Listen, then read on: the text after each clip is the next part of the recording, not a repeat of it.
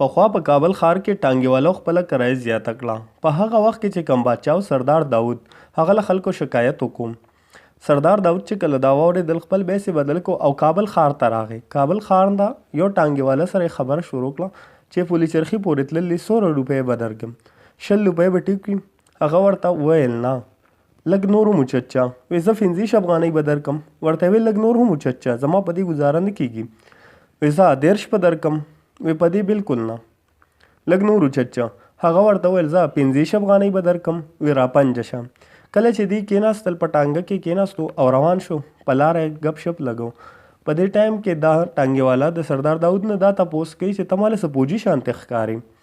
او ورته وایي نه لږ نور هم اوچت چا. ورته وایي جرنیلې؟ وایي نه لږ نور هم اوچت چا. آرمي چیف یې؟ سردار داود ورته وایي نه لږ نور هم اوچت چا. کله چې دا واورېدل ټانګېوالا رنګ ووالو او وی ویل چې دا خو ما د ټیک سردار داود ښکاري. په مافیانو شروع شوی دی.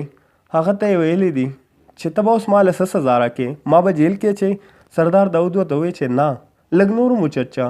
څه کې ما به د ملکه شړې؟ نه لږ نور هم اوچت چا. څه کې ما له پانسي راکې؟ ورته یې ویل اوس را پنجه شه. کله چې خپلو سپایانو ته یې حواله کړو ورته یې ویل چې دله داسې سزا ورکې داسې په بې دردۍ سره په ده بالکل زړه خفه نه کې په دې ټانګېوالا باندې چې نور ټانګېوالا ته سبق زده کړي او بقایا داسې څوک حرکت ونه کړي. خیال ساتئ. ډېره مننه. د لوی الله په امان.